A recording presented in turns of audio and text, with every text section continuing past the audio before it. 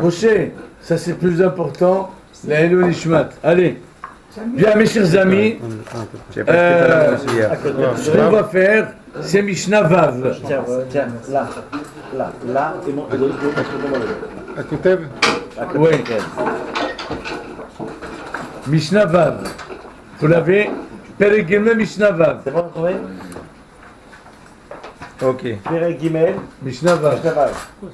À côté. C'est bon? D'accord? On peut t'enregistrer comme ça. À côté. Qui ne l'a pas? 15-20 minutes. Ah, bon. Qui ne l'a pas? Tout le monde, c'est bon. Bien. On était en train de dresser la suite de la liste des commandements qui entraînent en cas de transgression à Michel. En cas de transgression, ils entraînent 39 coups. Ok? Donc on a cité hier cas très intéressant, celui qui suite à un décès, suite au choc du décès, il s'arrache une touffe de cheveux de sa tête. Ça s'appelle Qorha. C'est assour, Minatora, c'est assour de faire, sans quoi s'entraîne 39 coups. Ou bien le fait de se raser, je répète exprès, les coins de la tête. Michael, les coins de la tête, à ce niveau-là, quelqu'un qui égalise, où est le front, tout ça, il rase, hara, transgression, les gens ne le savent pas. C'est assour, oui. Troisième chose, le fait de raser la barbe avec une lame qui déracine à la source les poils, c'est assour. Dans ce cas, il y a 5 coins, n'est-ce pas, du visage. Et enfin, celui qui se fait une incision dans son corps suite à un décès. Ce sont les 4 commandements que nous avons appris hier. Si Hazbi Shalom, il y a une transgression, ça entraîne 39 coups. On est d'accord? Maintenant, on passe à la Mishnah. Vav. Hakotev ketovet ka'aka. De quoi nous parle cette Mishnah? Elle nous parle de ce qu'on appelle le tatouage. Dans le tatouage, il y a 2 étapes. Il y a le fait de graver, d'inciser avec un élément, n'est-ce pas, la peau. Ensuite, faire entrer ce qu'on appelle l'encre. L'encre ou toutes sortes de couleurs. Si jamais on fait ça, il y a une transgression. Urtovet ka'aka, lotitenu b'sarchem. Ketovet, écrire. Ka'aka, les ka, keya, ça veut dire approfondir, ouvrir. Incrusté, n'est-ce pas? C'est un saut. Si par exemple, on a tatoué avec de l'encre, n'est-ce pas, sans incruster, il n'y a pas de transgression. Si on a incrusté sans mettre de l'encre, non. Tatou au Chené. Qu'est-ce qu'il fait Maintenant, c'est quoi l'origine?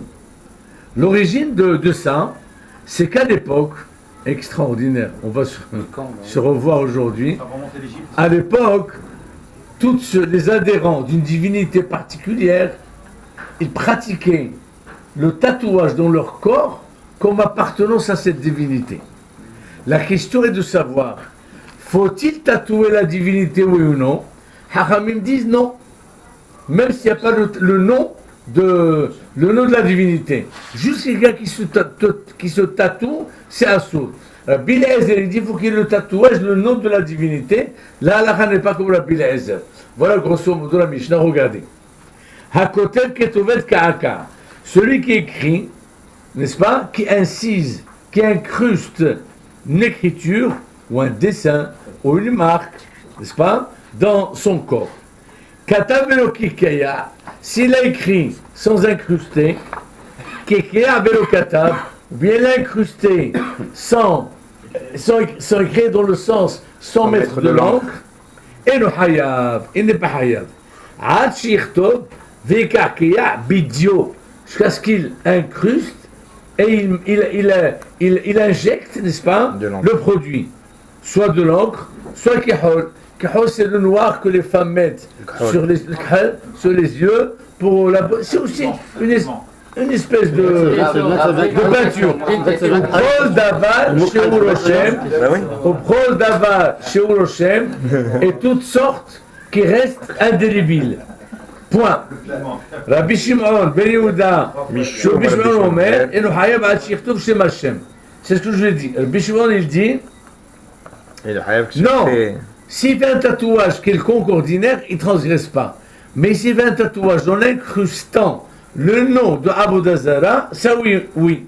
Shneemar, il amène parce que c'est marqué, Uchtovet, une écriture, Ka'aka, ça veut dire incrusté, Lotitenu Bachem, vous ne mettrez pas dans votre corps, Ani Hashem, c'est moi Hashem. C'est moi Hashem et non pas ce que vous allez incruster. Ça c'est le Bishimon. Mais la halakha n'est pas comme lui.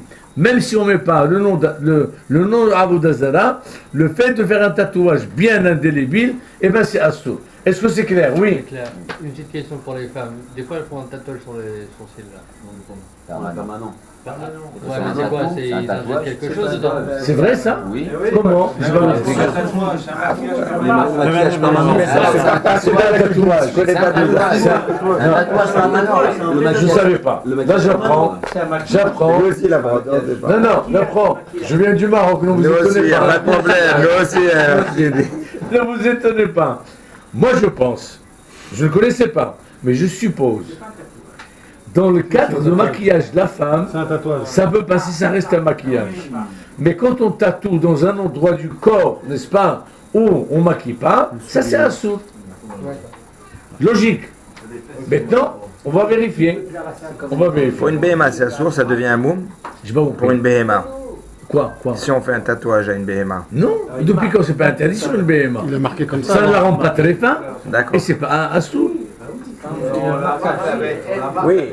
Vous avez raison, parce que Est-ce que c'est pas un moum? Est-ce que c'est pas ils mettent avec un tampon. Ouais. Très bien. Non, maintenant, on fait. Parce qu'il est brûlé avant, il est marqué comme on voyait dans les films westerns. Tu te rappelles pas? Oui. Alors, Western. s'il vous plaît, on va passer à un autre ignal qui, Minashamay, coïncide avec la paracha. Nazir. Dans la paracha, on va nous parler du nazir. Un nazir, oui, c'est quelqu'un qui veut s'isoler de ce monde, il veut se déconnecter de ce monde, il veut se priver de beaucoup de choses, il veut s'isoler. Voilà, naziréen, un nazir, c'est quelqu'un qui voilà, c'est quoi?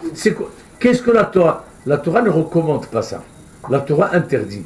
La Torah dit, il faut que l'homme profite, écoutez bien, de ce que Hachem met à sa disposition dans le cadre du permis.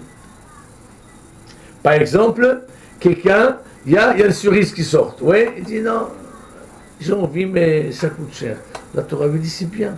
Akadosh Baruch Hu t'a mis ça au monde. Au contraire, il faut acheter. Et fais une bracha. Voire même shehianu.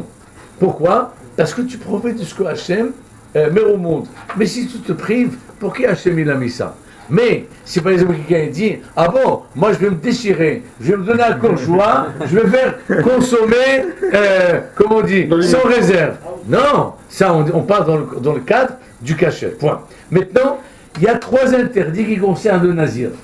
1, il ne faut pas qu'il contracte d'impureté, il ne faut pas qu'il soit en contact de l'impureté, il faut qu'il se laisse pousser les cheveux et ne pas consommer tout raisin, vin et dérivés.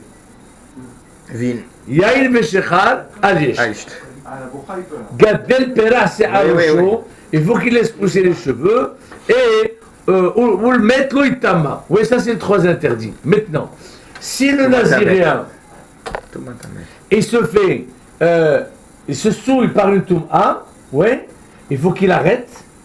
Oui, il amène un korban et il refait les 30 jours de naziréen, de nazir, n'est-ce pas? À moins que ce soit, il n'a pas prononcé de date. Dans ce cas, il est nazir la Hollande, oui, il y a des halakhot pour ça. Maintenant, si jamais il se rend tamé, si jamais il se coupe les cheveux, même un cheveu, ou si jamais il boit du vin, même il goûte, il est hayab malkout. Quand est-ce qu'on est Hayab Malkout? Quand est-ce qu'on est passif des 39 coups? Si il y a 2 Edim, on l'avertit. Si on ne l'avertit pas, n'est-ce pas, il ne reçoit pas 39 coups. Maintenant, si on l'avertit, il a mangé. Ensuite, il est revenu, il a mangé, sans qu'il soit encore averti, il ne... Il est loqué une fois. Une fois, mais pas plus. À moins qu'on lui dise, tu vois, dans cette bouteille, il y a 10 fois Reve'it. Sache qu'il est interdit de boire chaque fois Reve'it. Si on lui dit comme ça, il boit lui chaque fois Reve'it le même jour sans s'arrêter, eh bien, il reçoit 39 coups. Ou bien il rentre voir dans ce cimetière, ou bien il voit ce mort, et ce mort, alors qu'on l'a averti, il dit c'est assourd. Tu n'as pas le droit de pénétrer. Dans ce cas, il reçoit les 39 coups. Vite fait, on va faire 2 Mishnayot. Regardez. Il y en a encore aujourd'hui. Aujourd'hui, il n'y a plus de Nazir. Le seul dernier Nazirien, n'est-ce pas? C'était quoi leur but? D'être isolé D'ailleurs, Averroès? c'est une manière de se priver de ce monde pour se hisser au niveau spirituel. Parce que, qu'est-ce qui fait écran à la spiritualité? Quoi? Tout ce qui est matériel, tout ce qui est profit du corps. Si on déconnecte le corps de ce monde, eh bien forcément la neshama brille. Voilà pourquoi quand on dort, la neshama, elle se permet de sortir quand on dort. On ne bouge pas, on ne profite pas. La neshama est seule, elle voit tout ce qu'elle a envie de voir. Elle se connecte au monde spirituel, vous comprenez? Mais tant qu'on est réveillé, on est conscient, c'est le corps qui domine, et dans ce cas, la neshama ne fait pas le poids. Vous comprenez? Oui, Shimshon, il était nazir. C'est le dernier. Shmuel était nazir. Oui, mais alors si vous dites ça, pourquoi quand on dort la Neshama, des fois on fait des mauvais rêves? Bon, je ne parle pas des rêves, on parle du nazir. Ah, mais vous parlez de Neshama. Nazir, Shaya Shoté, Bayaïl, Kolayot. Vous avez un naziréen qui a consommé le vin toute la journée. Toute la journée, il boit du vin. C'est un sourd. Et le hayab et l'ahad, il transgresse qu'une seule, à ce qu'on l'a dit, il ne faut pas, il a bu toute la journée, il transgresse une seule fois. Mais, Amroulo, atishté, on lui dit, ne bois pas, il boit. Il arrête, on lui dit, ne bois pas, il boit. Ne bois pas, il boit. Sur chaque fois qu'on avertit, on reçoit des coups. C'est clair? Toujours le nazir. Hayam la metim kol hayom. Il a dit, monsieur, il ne faut pas te rendre au contact d'un mort, au cimetière, etc. Il va, toute la journée, il est resté là-bas, il transgresse une seule fois, il hayab une seule fois. Mais si, il va entrer au cimetière, ou exactement, il va entrer au cimetière, c'est un sourd, il est rentré, il ressort, il va aller à la morgue, on dit c'est un sourd, et bien chaque fois qu'on l'avertit, il reçoit. Hayam itamel ametim kolayom. Il se rendait impur au contact d'un mort. Et le hayab et l'ahad, il ne transgresse qu'une seule fois, il reçoit qu'une seule fois 39 coups. Amroulo, on lui a dit, atitame, vayamitame, hayab akol ahad ve'ahad. Si chaque fois on l'avertit, il transgresse chaque fois, et par conséquent il reçoit autant de coups. Hayam égal yahkol hayom. Si on lui a dit, il ne faut pas te couper les cheveux. Lui, il va, il enlève poil par poil toute la journée. Il reçoit que 39 coups une fois. Et le hayab et l'ahad, Amroulo, ati galère, chaque fois il dit, ne va pas, ne fais pas ça. Et lui il fait, ne fais pas, il fait. Point. Ça c'est les 3 transgressions du nazir. Maintenant, le même principe, mais ça ne concerne pas que le nazir. La Torah dit, l'otil vache, sha'atnez, tsemer ou pishtim yahdav. Serge, il ne faut pas porter des vêtements au mélange, le lin et la laine ensemble. C'est ce que la Torah dit.